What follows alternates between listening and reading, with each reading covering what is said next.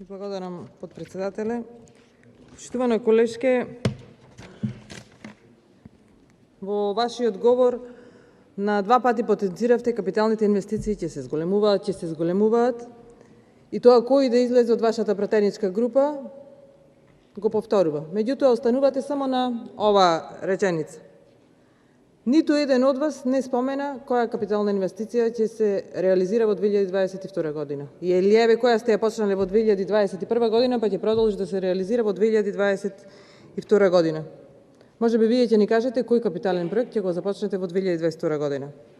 Не можете да кажете оти вашата влада во 5 години ниту направи еден проект за капитална инвестиција, ниту пак отпочна да реализира.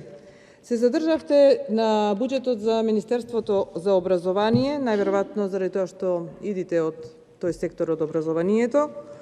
Меѓутоа, еве јас во оваа моја реплика, почитувана колешка Лидија, сакам да ве потсетам дека МОН значи Министерство за образование и наука. Колешке, во разделот 16001, каде се планирани средства за МОН, не можеме да видиме буквално ни денар, никакви средства за науката, тоа е за институциите во Македонија и нивната развојно-истражувачка дејност.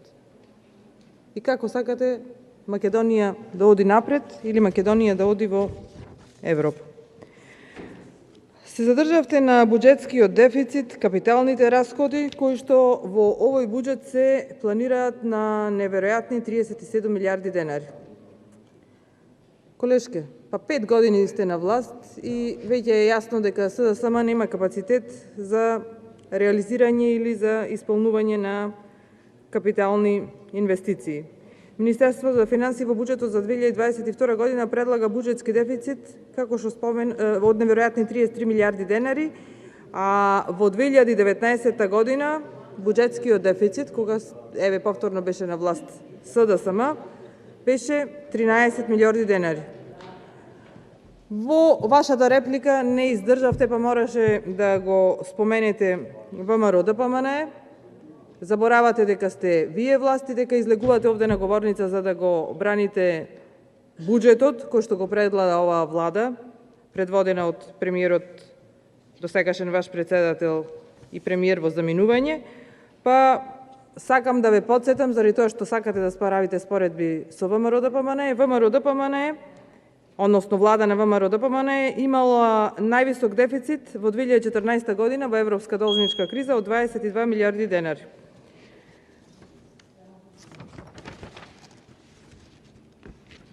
Со ваков буџетски дефицит, како што се предлага во 2022 година, може да очекуваме само растење на јавниот долг. И, драга колешке, морам да ве потсетам, а и целата јавност, заради тоа што мора да правиме притисок на владата, во буџетот за 2022 година немате предвидено, само да довршам мислата, немате предвидено никакви средства за помош на Елен и МЕПСО.